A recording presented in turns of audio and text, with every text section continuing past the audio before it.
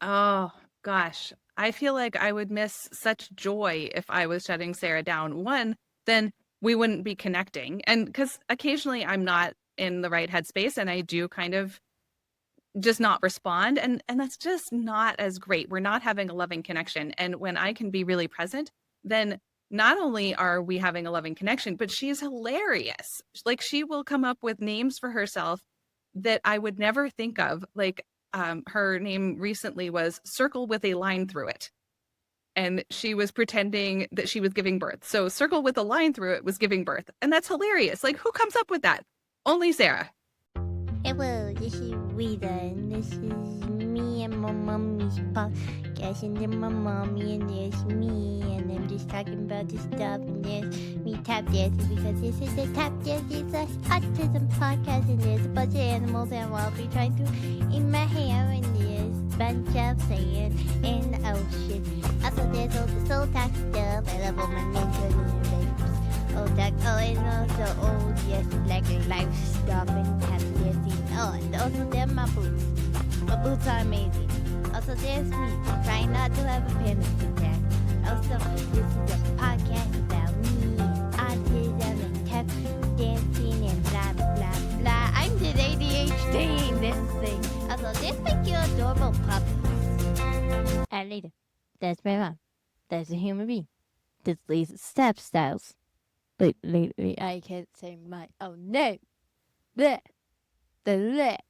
If anybody says anything bad about my mother, I will kill your careers. She's a little feisty this month.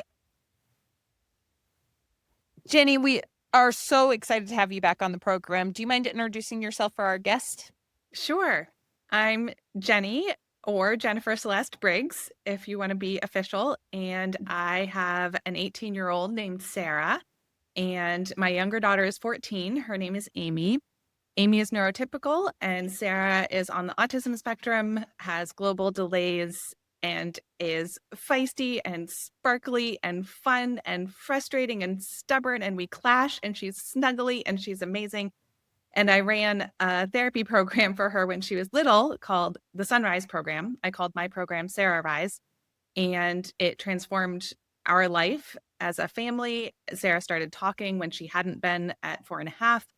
She learned to eat healthily, use the potty, read, write, connect with others, make eye contact comfortably, play games, play imaginatively.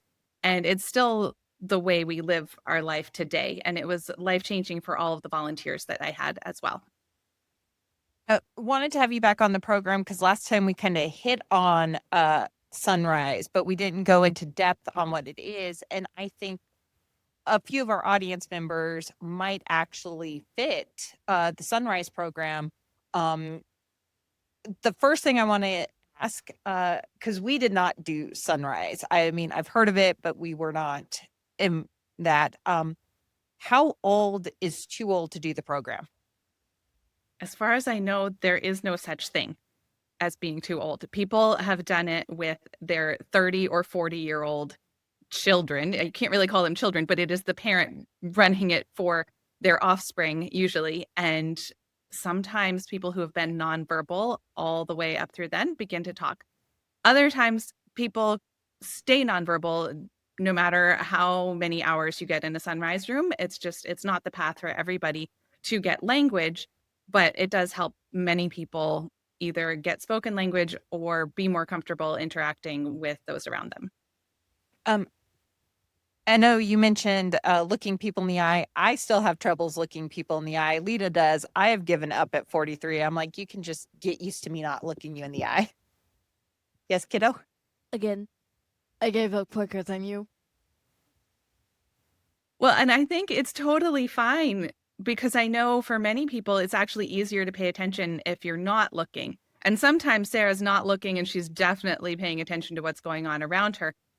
I think what I noticed was she just truly became more comfortable with it and that it was easy for her. So we never forced it. We just celebrated her when she did look at us, or celebrated her language when she did try, or celebrated her playing a game however she played it. And it was through that celebration that then she got more and more comfortable with it. That was because you never pushed Sarah. You didn't like force her to do it. But she just became comfortable over time. And I love that about the Sunrise program is you're not trying to force anything on the kids. That's right. It's basically issuing an invitation to connect and an invitation that a grown up is there to be helpful, to play, to have fun with, but we never forced any interaction. And so there were hours and hours collectively of just playing silently, doing the same thing as she was doing nearby. But then if she wanted to connect, I was there. One of our dance teachers at the studio is doing that just naturally. That's just how she's acting with the kids is like, I'm over here. And sometimes she does try to redirect them in. But we have a couple kids that absolutely love ribbons. So she's bringing ribbons into the dance class. I did not tell her to do that. She just magically did it. And I'm like, seeing these kids, they're getting their plies, they're getting their releves, they're getting their pirouettes with a ribbon in hand, but it doesn't matter. That's right.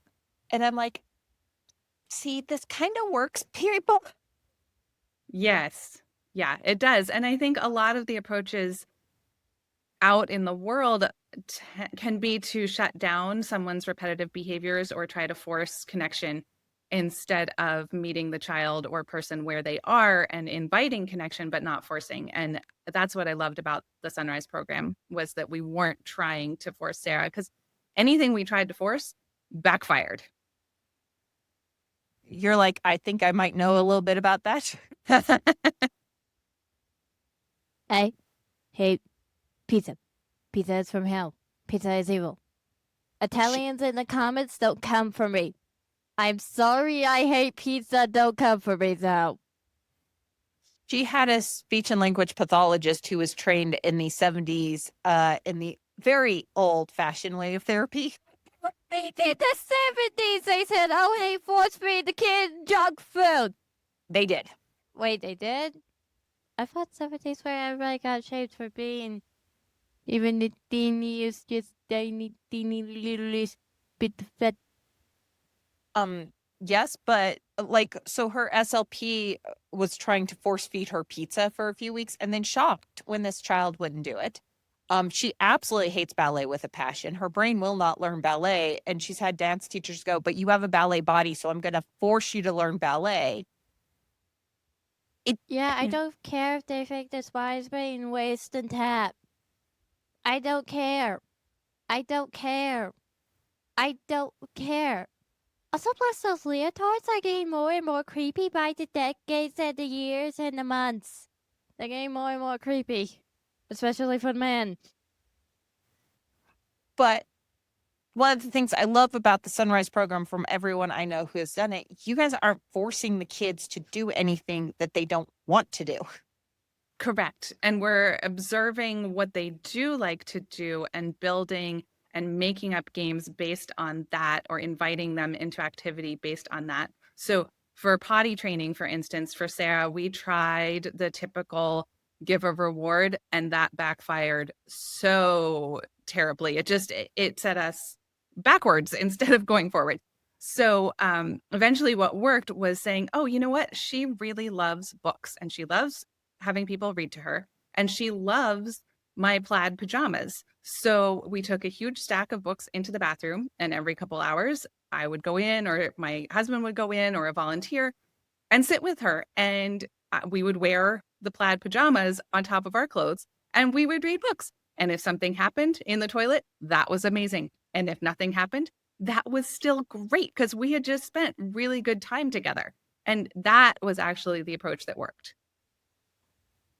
I am not sure how she got potty trained. I may have farmed that out to her Montessori preschool because I couldn't do it. It is all about the community, though. And that's, you mentioned the volunteers. How important was the community to Sarah's progress? It was huge. In part, I think it was necessary because I wanted to give her a lot of one-on-one hours, and there was only so much I could do, and I was taking care of her younger sister also. So I had volunteers to be with Amy so that I could be in the Sarah Rise room with Sarah. I had volunteers to play with Sarah, And I had some people who would just bring me dinner, and then I didn't have to think about what am I feeding the family. So that was helpful just from a time perspective, but also I'm only as creative as I am. And while I may be wonderfully creative a lot of the time, there are limits. And so to bring in other people who had different ideas and would respond differently to Sarah, or um, like instead of deciding to build something with blocks, maybe they would bring out pencil and paper. And that if I was used to her always wanting to build something with blocks, then I might not think, oh, let me shake it up this time. So it was really helpful to give her more exposure to different ideas and just have fresh attention and different responses. And everyone was so creative and loving. It just made our whole house feel like this hub of loving, social, spacious activity. I know in our dance studio, we've got a couple kids that they're not quite ready to be in group settings yet. And they're one-on-one. Okay, one-on-one is not the right word. Their parents are also there. So it's like some of our classes are 3-on-1, 3 adults and 1 student. And they seem to bloom with the different, perspectives as everyone's bringing in. Yes, Sarah absolutely loved her volunteers.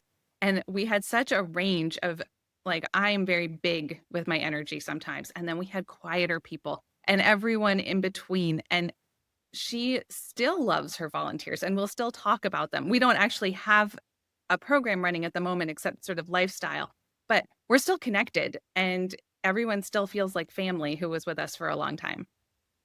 That I know that makes total sense in my brain. My brain just decided it wanted to pop. It's going to be one of those days. I have a feeling it knows I have a bunch of meetings later today. And not podcasts. Podcasts are fun. Interviewing people's fun. Meetings, not so much fun. She's over there screaming meetings are evil. I have IEP meetings and they're not for my child. Oh gosh. She's screaming evil. Because our state has these. Oh, go ahead, Jenny. Oh, do you go to support other parents with their IEP meetings? Yeah, I did. Since before she was born, I have been doing IEP meetings. Haven't you been So- doing Wow. it since you were a child? Like I was 11? No, Oh, I was no, 23 wrong when I thing. started doing them. Oh. Now what did you do again for a job at 11 because Congress decided to bend rules? That was science and cultural funds. Sorry, not I Congress, just the keep state of Colorado. forgetting how many. These are ways I use so involved in politics. I keep Because forgetting. politics is fun. Politics is my trains. I wanted to hit on this because I know the Sunrise program doesn't. Hyper focus is a huge thing in the autism community. I know so many parents who are like, I want to break their hyper fixation on something. You're laughing. You know Jackass. where this question is going. She has an opinion on these parents. They are jackasses. If that child stops talking to them, not my fault. The Sunrise program, what's its viewpoint on hyperfixation? To go towards it, to join it, that is actually the pathway to connection instead of the barrier to connection. So if it's talking about a certain thing over and over and over, or it could be like Sarah really loved opening and closing lids. So I would go and open and close a lid. And that was what I could do to communicate to her that I loved her and that she was safe. And then as she was more and more comfortable that she wasn't going to be forced to do something, that's when she could sort of start taking me in a little bit more and noticing what I was doing. And then I could build language from there as she started to look at me more. Circling back to the forced, because I have been dealing with this with her, with adults in her life. And I'm like, I'm not dealing with this. We're just going to get these adults out. Use the whole classroom as a diary book. I've seen them use freaking 2-year-olds as a diary book. And talk about conversations you should talk about around 2-year-olds. Dance teachers have this problem that they go from their day job to their evening job. They don't have a lot of adult interaction. Sometimes they bring their issues into the classroom. You couldn't force Sarah to do anything, could you? I still can't. I mean, um, certainly I can exert my parental control in various ways. It is much better and more peaceful in the household if I find more creative ways to do it. Like if I ask her to clean up her room now, sometimes she'll just do it. At other times she won't want to at all. But if I can connect it to something that she loves, like Frog and Toad stories, and there's one where Toad needs to clean up and he really doesn't want to, and then Frog starts to help him. So if I can be like, "Hey Toad, it's time to clean up your room," and like, "Oh, blah, I don't want to clean it up." If I can really be there with her in the feelings and make it fun, then she is more likely to want to do it. Um, she's slightly laughing over there because some of the stuff that they're wanting me to force her to is let's enjoy ballet. It's never happening. Also, B, I don't know if any of you teachers told me this, but why are we telling the child in dance class to eat freaking pizza?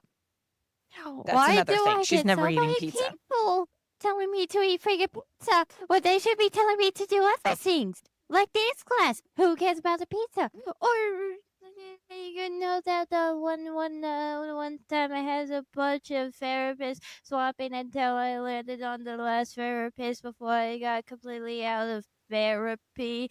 Like that guy was just like so mean about the pizza thing, and he had to tell the whole office I didn't like pizza. And then the whole office was like, "Oh, you're a tiny monster. This is the US. Are you not from the US? Everyone likes pizza."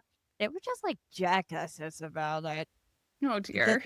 The things that we remember our entire lives from childhood, right? Nobody needs to tell the whole office that the 9-year-old child doesn't like pizza.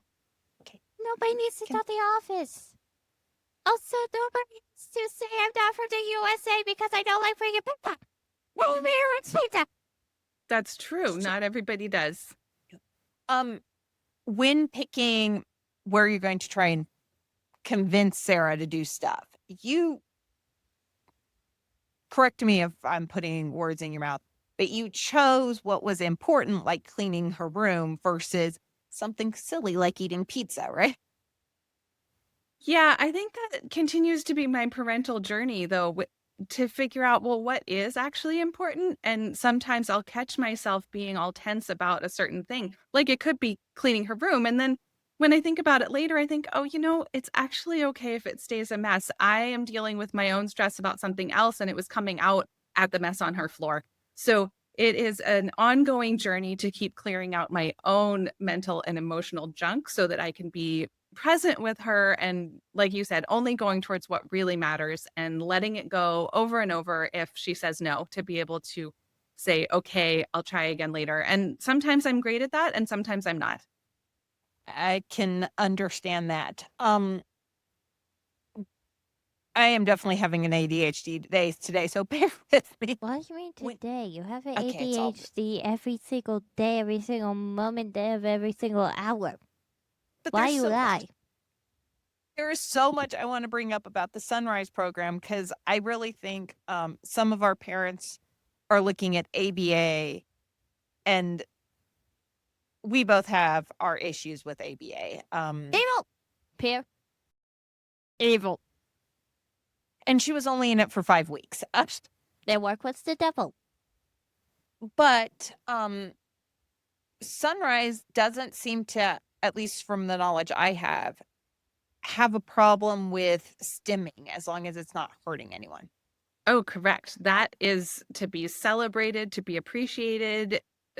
It is seen as the way that someone is taking care of themselves, actually, and soothing their nervous system. So if we interrupt that, then we're going to make whatever goal we're going towards that much harder. Whereas if we respect it, allow it, join it, we are communicating, I love you, you're safe, I'm here with you, let's do whatever it is together. A few of the parents I've worked with, not just at the dance studio, but over the years, they're like, well, stimming is bad. So I need to force them to stop stimming. And I'm like, let me know how that goes for you. What? But that's one of the things I love about the Sunrise program is you guys aren't forcing like I said, the stupid things like stimming that the parents are being trained, stimming is okay. Yes, and not forcing anything, except if you do have a designated playroom, maybe you are saying, okay, it's time to be in this room now, and you're going to stay in this room with a parent or volunteer for 2 hours. But within that, if the kid wants to spend the whole time opening and closing a lid, or looking out the window, or singing a certain song, or jumping on a trampoline, whatever it is, that is fine and okay, and they're not trying to stop that at all. I know I still hyperfixate on like specific songs, and it annoys my husband who hyperfixates on rocks. So, he has his own issues. And but I've had a few parents over the years get upset at kids hyperfixating on like a song. Did that ever annoy you as a parent trying to work with Sarah? Well, personally, I seem to have this feature to my personality where I can hear a song about a zillion times and not actually be fully paying attention to it. So it doesn't bother me at all. I, for many years, was a massage therapist, and I could hear the same music over and over and over and over and over, like the same CD all day, and it wouldn't bother me. It could be the same CD all week. And so that set me up well for Sarah having a few albums that she absolutely loves. And we listen to B-52's Love Shack all the time. We also listen to Disney's children's favorites. That has been a favorite from when she was probably 1 year old and we wore out the cassette tape. And then intermittently through the years, and even now. So Farmer in the Dell comes on, and sometimes I'll notice that I'm in the car driving by myself and I'm rocking out to her music and she's not even there. Lita's music may have found its way onto my Amazon, when I click just randomly play music, and we'll be in the car and I'm like, Lita, what have you been listening to recently? Okay. In my defense, Victorious sounds good. And now I just remembered last year and hyperfixated on almost accidentally kicking a boy's face with my boot. So we were in DC with her tap company, and one of the boys was not getting out of the Uber fast enough. Had been a long day. Basically, it's not for long. Like, I don't care if you're probably stupidly hyperfixated on whatever's on that screen on your phone. Just get out of the car faster. I mean, I almost knocked it down his hairdo. It probably his eyes. It probably his nose. It probably his tooth, maybe. If the boot hit his face. I forgot his face was there. I almost kicked him in the face. This is normal the other to person he was hyperfixate. keeping from getting out of the car in the face. I didn't know. Also, it probably gave him a heart attack. Because his face just spelled I had a heart attack. And his life flashed before his eyes. I could just see it. I can imagine. Yeah, she was not talking as much last time we interviewed you, was she? No, this is fantastic. She is starting to talk a lot more. The more we have guests come back on, the more she's actually coming in the conversation. Sarah did never hyperfixate on things that happened in the past, has she? Oh, all the time. And she has a memory like she is the librarian of our household experiences. If you want to know, like, what medication was she on when she was 3? Oh, she remembers. Or who was that person that we met at this like restaurant while we were on vacation? She will know. And she will come up with a story or talk about a book that we haven't read for years. And she'll just come up with it and start talking as if it happened that morning. And so it's a little bit tricky sometimes to catch up and figure out, oh, are you talking about this? Was this something you watched in a show? Did this actually happen? And then she loves to talk about it over and over and over and pretend to be that younger self. Like right now, she really loves a memory of having a baby gate in our house. But she now likes to pretend that it was my dad, her granddad, who was helping her open the gate. Now, it's possible he did on like 1 or 2 visits, but he's her favorite person right now. So that is what she is putting into her story. And she wants us to pretend to be granddad and then pretend to open the baby gate. And that leads me back to probably all that training you had with Sunrise, are you correcting her and going, no, we're not doing this? Or are you just kind of rolling with the flow? I'd say a little of both. Occasionally, I do correct her about a certain detail if I'm thinking, well, she might be out in the world talking about this to other people. And if I feel like it's an important detail about something in her life that did or didn't happen, then maybe I correct. Otherwise, we just try to roll with it and pretend as much as possible and be as flexible in our responses. Although she also sometimes really cares about how we respond. So if I say the wrong thing, she will tell me again and again and again until I'm like, oh, you want me to say this word? Okay, gotcha. Been there, done that myself with my parents. And they, had the therapist when I was a kid was like, no, we just shut this down immediately. There is no, and it was like, okay, well, congrats. That didn't work.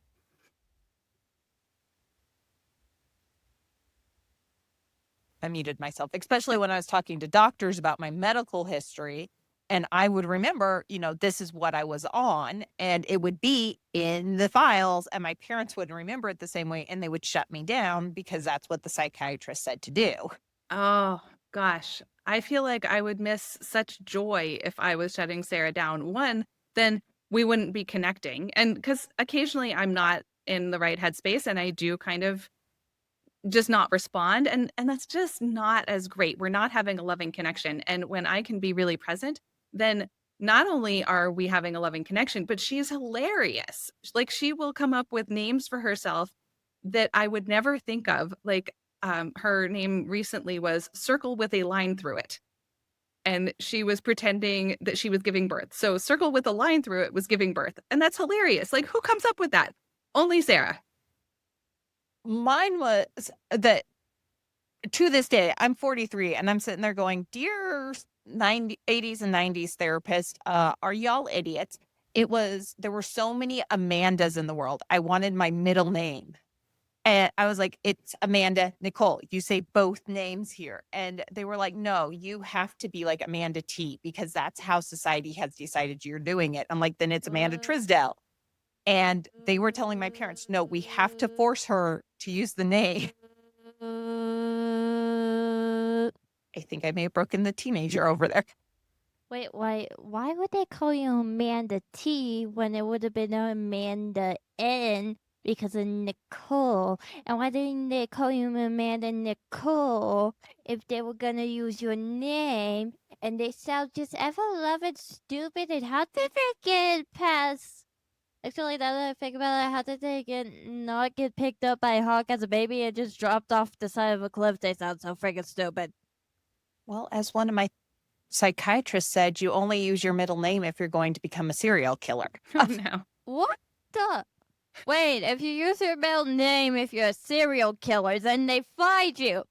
No serial killer uses their middle name. They have brains. Calm down just a would they bit. be a serial killer? If you're gonna be a serial killer, you need a brain. So you have brains to know how to get away with it. Also, if you use your middle name, then they will easily track you down. Like, easily. They could just cross off people easily. Just cross. Can I get back to the discussion? She has come a far way on this, hasn't she? Yeah, it's amazing. It really is wonderful. I do think in terms of parents or therapies or all these approaches where maybe now we can look at it and be like, gosh, that didn't work for me, or I didn't like that, or I don't want to do that with my kid. I think everyone is coming to their approach earnestly and honestly and trying to do their best. And it can also be coming from fear. Like, I think that some of my stuff with Sarah of trying to push her towards things before she was ready was coming from a fear of, oh, if we don't get this, then what does that mean about me? Well, and I think that was the next thing I was going to bring up because I know my parents in the 80s and 90s, it was I was good enough to pass as non-autistic. And so it was all about teaching me how to mask, how to blend in with society, how not to be me. And yes, that's what all the people around them were saying was if she has this label, then her life is ruined. What did they think the guy figured out gravity was? Because if you're that happy about a lockdown and being in solitude, I'm just saying, there's no way you're the freaking neurotypical, no neurotypical person would go and say, I think I'm just having a field day of science. Like, there's no way that dude was neurotypical. No way. Okay. Well, No way. one, Newton. Seriously, no way. Yeah.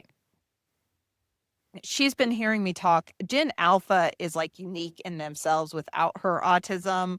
You know, they grew up in the middle of a pandemic, and the last historical pandemic, that way where we all shut down for years, was when Newton came up with gravity.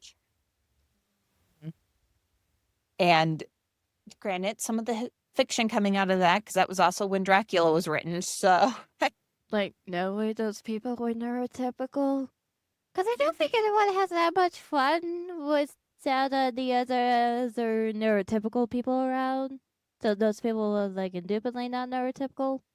we're not completely going down this rabbit hole, but Newton had ADHD. Like, he was diagnosed with ADHD, which tells you how long ADHD has been around. Yes. You are a neurotypical parent, so you have a totally different viewpoint because you're coming into a community you didn't come up in. How often has being neurotypical, I don't want to say colored your view of autism, but made it where it was something foreign to you? I feel like the whole parenting journey has been one of trying to get my bearings and figure out, what does Sarah need? How can I best support her? And that was even before she had the autism diagnosis.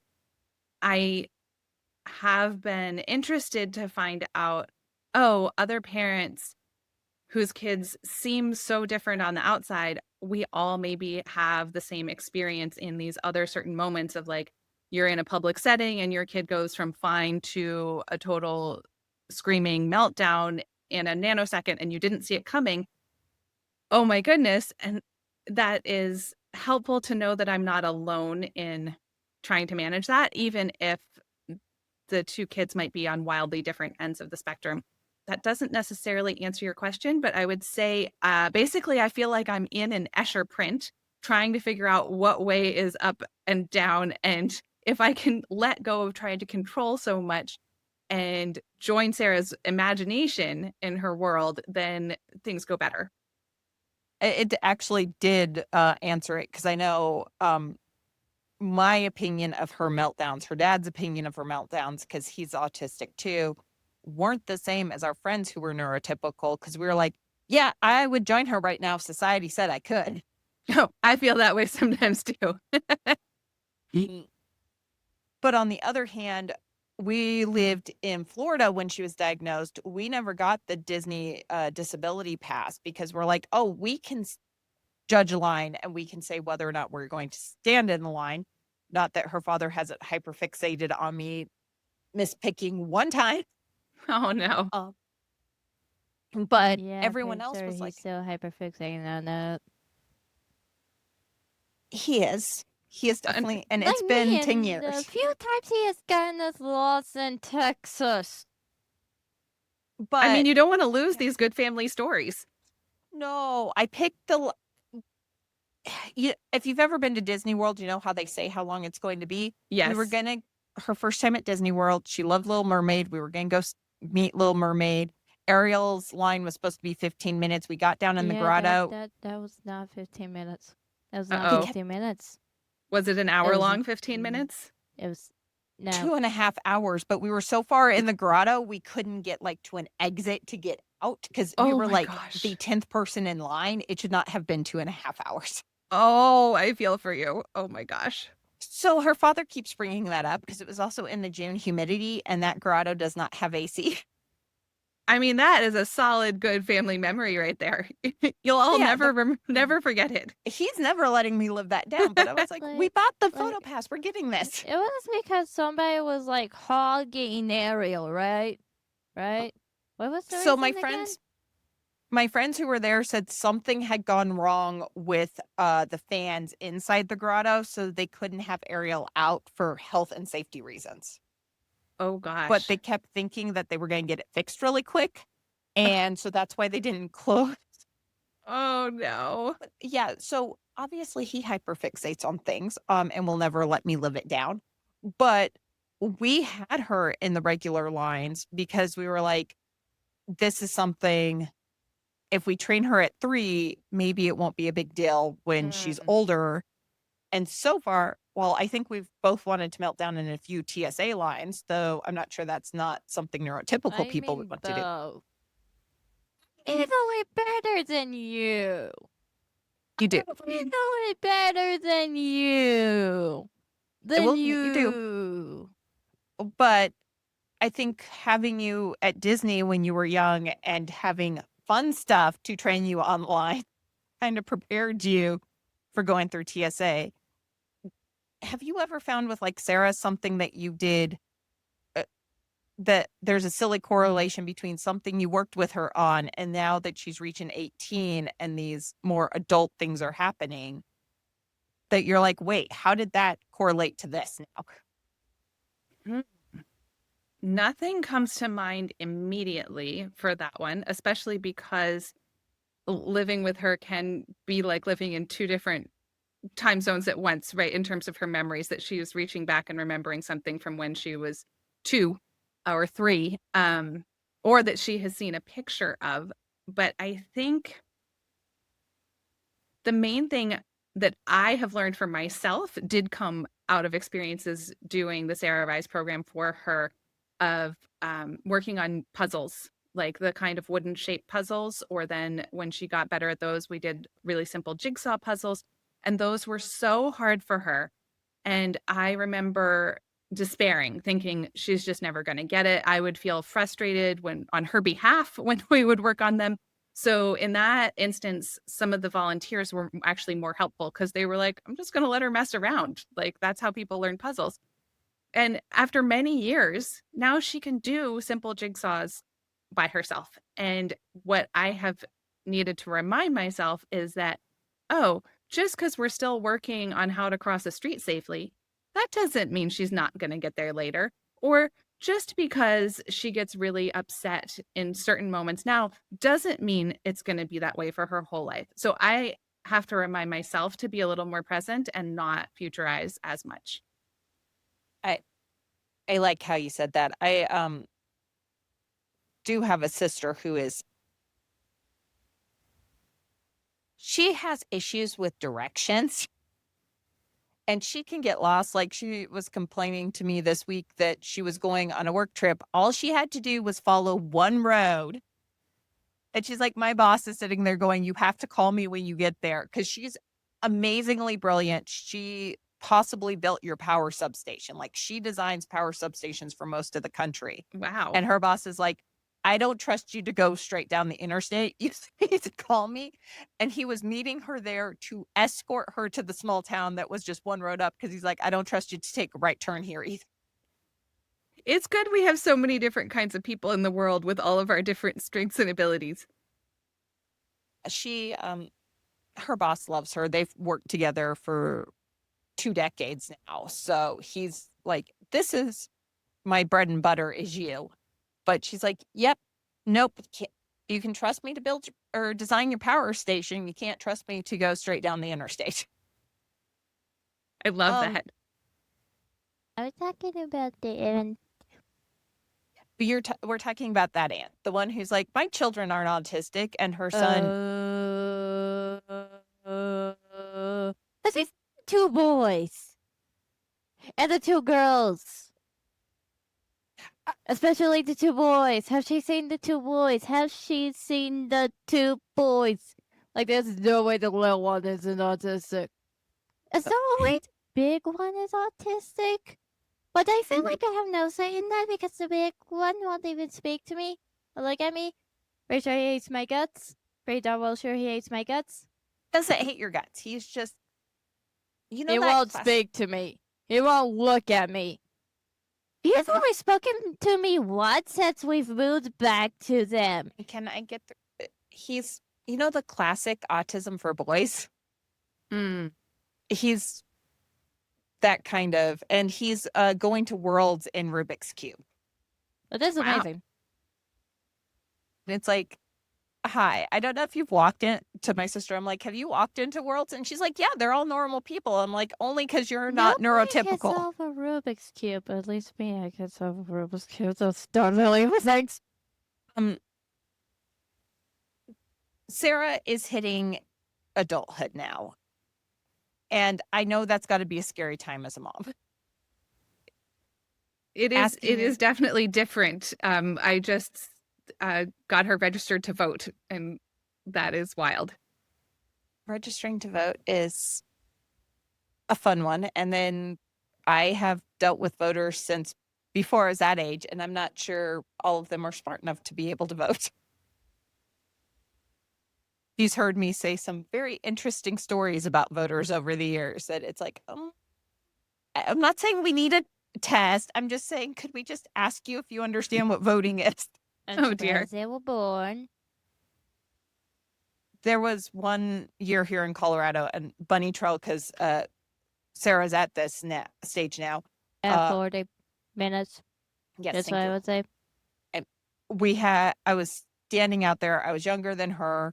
I was watching as a junior poll watcher, and one of the guys comes out of the voting booth. His girlfriend comes out after him going, how did you vote on all these huge issues? And he goes, oh, I only signed up to vote for one thing on the ballot. Oh, dear. And that was my introduction to voters. But voting is a you can huge... do that. No, he signed a petition, and he thought signing the petition meant... No. You still have to vote for everything else. No. You can vote. No. Leta, you don't What? have to vote for anything What? on the ballot. You What? can fill out your ballot What? and put it in What? empty. It's What? completely What? legal. What? That is true. We call it undervoting, and the key is to make sure there's no undervotes, because you'd be shocked how many people just get bored with their ballot and stop voting. Oh, gosh. Yeah, I can imagine. Because they are long. Sarah's at I know let me grab my thought real quick. She is not quite out of high school yet, correct? Correct. She is 18, but when she was little, I had her do many, many years of preschool to accommodate us doing the Sarah Rise program, and because I wanted her to only move on to kindergarten when I felt like she was actually ready. So I wanted her with her developmental age peers as much as possible. And then that meant actually hopping her forward later. So she has skipped a couple grades so that she can continue in the program she is in that goes into a post-secondary program. But she is a junior right now. I wanted to ask, because we've got some parents whose kids aren't quite ready for school. They're busy focusing on like what the Sarah Rise program focused on, actual living stuff. In your opinion, as just a parent, not as an expert or anything like that, did Sarah actually, brain just lost the word,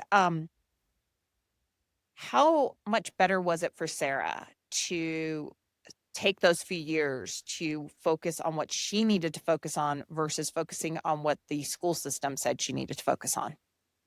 That is ever the question I can continue asking myself, of thinking, well, what if we had done something different? But I think that it helped her be able to pay attention to what was going on and what was being taught in a way that I think she might have been a little lost if we had put her into a regular full day, even though it would have been for kids who needed support. If we had put her in a full day kindergarten when she was 5, I think that she would not have gotten as much from it and might have been a little lost. Whereas keeping her in just part-time preschool or full-time at home and really, really working on how to help her connect and take in her world, I think that served her well. And we did teach her to read and write.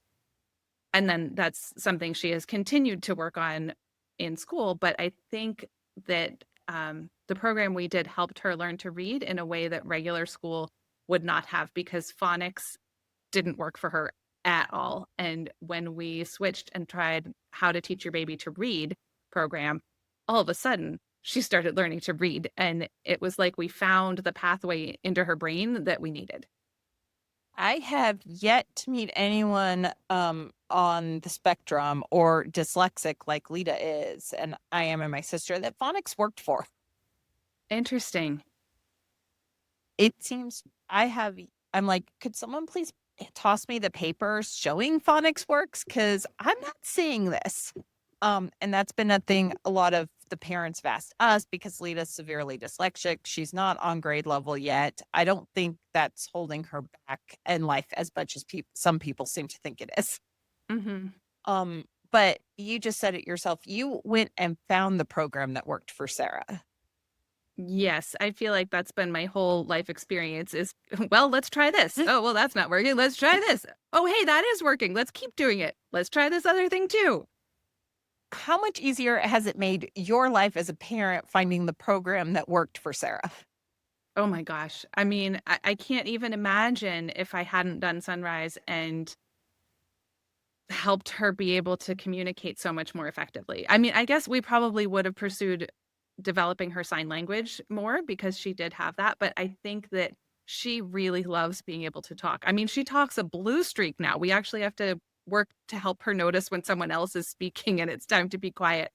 Um, and to help her eat healthily, because I threw so much junk at her system when she was little because I was desperate to help her gain weight and help her use the toilet. And just, I feel like it opened up her world, which then actually made my world so much better. So I had someone, or multiple times, people say that what I did was really selfless in running the program for her. And I always think, actually, it was the most selfish thing I've ever done, because I said, I want to connect more with my child. Please, everyone, come help me do it. I think sometimes that selflessness is also selfishness. Mm-hmm. They're not as far apart as people seem to think. Yeah. With the reading and finding a program that actually worked, you guys obviously didn't even force a specific program on Sarah when it came to education. Right. She was in the regular public school um, classroom when she turned 3, so that for kids who needed special support, so that she could continue getting OT, PT, speech, all the things that we had been getting at home through early intervention. Then she was at home for a while, not doing any of that when I pulled her out. Then I found a local preschool. Well, the public school was local also, but it was a little preschool in the basement of a church. And they were like, sure, if she just wants to come 1 or 2 mornings a week. And sure, you can send a helper with her, because I wanted either me or my sister-in-law to be there with her as a one-on-one support. And then that just easily morphed into a half-day kindergarten through that same church program. Um, so all of that, I think the people were very open and flexible to knowing what we were doing. And still, I mean, also preschool, they weren't really going to be forcing things too much, but they were flexible and they loved her, and that was always what I cared about. I never wanted to have to fight to get her into a school, because if I had to fight, then they weren't going to be the right spot to love her and adore her. We've got some preschools around here that I'm like, you keep thinking that pushing these kids to education this early is going to be helpful. And it's not as much fun and play, but I think there's a lot of papers showing that fun play helps so much more at that age. Yes, I think at any age. I taught adults for a while, as teaching them massage therapy and the Alexander technique, and getting anyone to laugh is really the best way to help their mind relax and be able to take in whatever information you are trying to convey. There's a professor up in Canada who was getting tired of teaching his remedial math students. I can understand. It's really hard teaching people who need to learn 2 + 2 = 4 at a college level. So he came up with an entire book series on a little kid named Fred who is 5 and is a math professor. Like, seriously, who's watching that child? Who's guarding that child? Why is there a child teaching her as adults? Why did nobody ask you what happened to the child's parents? Why does the child have a doll that looks creepy? Looks exactly like him and creepy. Why does he have a creepy sentient doll? Is nobody worried about a 5-year-old child? Why is there free labor working 5-year-old? Why is there no book version of CPS of all because Lisa book Wait, never mind. I take that back. Child Protective Services never does their effing job. They don't do their job. So it did not work for her because she was asking a lot of questions about the storyline. There was a Leta. 5-year-old. Such as we just heard. Labor. Yes. Is somebody worried about field? Don't worry. When you get to college calculus, the 5-year-old is now 6 months old and teaching class. So, Like, do these books then help people for whom math is challenging? Because math is really hard for Sarah. They do. For most people who aren't focused on the fact that the 5-year-old is teaching college kids algebra and linear equations. Does Child Protective Services never do they never do their job even in book form? Do they never do their effing job? Okay, Do they not actually care about their jobs? Does nobody actually care about children? Hyperfixation is a real thing. No, they actually do seem to help. A lot of homeschoolers and some of the elementary schools are bringing them down to the elementary school level. But they seem to help the college kids out because they're not concerned now that, oh, I'm stupid. I'm learning how 2 + 2 = 4. They're like, oh, it's a story because it's like a chapter book. And then you have like 10 questions at the end of each chapter. Yeah, so if you aren't focused on the clearly being abused orphan child that we never get told where his parents are, it works. If you don't focus on he's an orphan and nobody says what has happened to his parents and that he has a sentient adult that's probably being haunted and that he's being an abused 5-year-old doing free labor. So it didn't work for Leta because she fixated on the story. Clearly. But yeah, it seems to work because the kids they're kids. I'm 43. I'm sorry. If you're a college freshman, you're a kid now. That's right. But he's had 25 years now of these kids not focusing on the fact that they got out of, because we have kids, I know here even in our state, that are coming out of honors math and having to go into remedial math in college. And that's got to be a huge issue. One of his buddies up there, because of course it's the Canadians that come up with the crazy stuff, right? Has decided he started in the 90s a Professor B. So it's a little bumblebee teaching you math, which you would think would be for the younger children, but no, it's for his remedial math. How does the bee talk? How does the bee talk? How does the bee talk? This is why we didn't use Professor B with you. But why is the bee talking? Why is it teaching humans? Why isn't it teaching other bees? Why isn't it just doing what it's supposed to do and eating flowers? Why is it teaching humans? How does it know math? Why does the bee need to know math? Why does the bee need to be teaching math? Why is the bee getting a paycheck and the 5-year-old child being abused and used for labor isn't getting paid, and yet the bee is being paid in money? So she hyperfixates a little bit. Also, we're at the 52 mark. Thanks. I hyperfixated too much. She has come a long way since last time we interviewed you, hasn't she? Tremendously. I wish I had something clever to say about bees teaching math. All I can say is I'm actually totally fine with bee teaching math, just like Frog and Toad wearing pants and, or wearing swimsuits to go swimming. In my house and with Sarah, anything can be anything and anyone can talk. And the imagination is sometimes off the scale. She has her imagination. It's just every now and then she gets hyperfixated. Why is the bee getting paid? What does the bee need to pay for? Like, the 5-year-old needs to pay for stuff to live. Leta. Why is the bee getting paid? The bee only eats pollen. Why is the bee getting paid? Why isn't the 5-year-old doing free labor getting paid? Hyperfixation and autism go hand in hand, right? But we are coming up on the hour mark. We're going to have you back on the program in a few months if you're okay with it. We love having I would you love on. that. Yeah.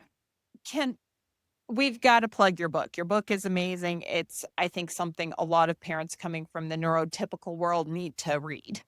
Thank you. Watching Sarah Rise. We're going to have a link in the description below. Where else can people find you on the internet? I'm on Facebook and Instagram at Jennifer Celeste Briggs author, or you can go to my website, watchingsarahrise.com.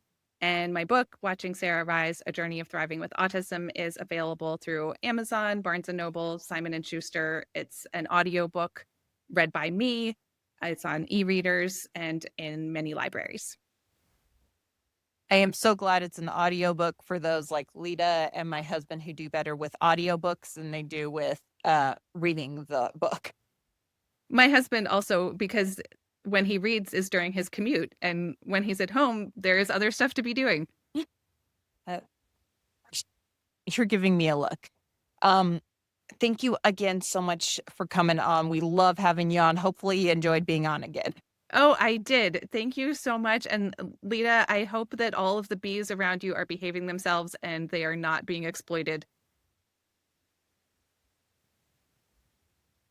Professor, they're not weird little bees getting paid, even though bees need to pay for nothing because bees just eat pollen. I'm not sure Professor B is being paid. It's never What? said so in the book DVD series. Okay, we're Well, gonna and wrap pollen this. can get expensive. Yeah. Yeah. Okay. That should not. You have to believe that they need some money. I did not just say that. Oh, I did. Let's. It did not. It did not. It's not. All right. Why? We're gonna wrap this up. Thank you again, Jenny, for being on. We're gonna put everything in the description below, and of course, it's on the website too. And we will have you back on the program. That would be wonderful. Thank you. Bye. Bye. Hello, thank you for watching the podcast, and please subscribe, and also look at that adorable paper if you want to subscribe for it, and also please leave a like, and don't forget, if you subscribe to our stuff, you won't miss any of our new podcast stuffies, and also did you see that adorable paper? Don't you like it?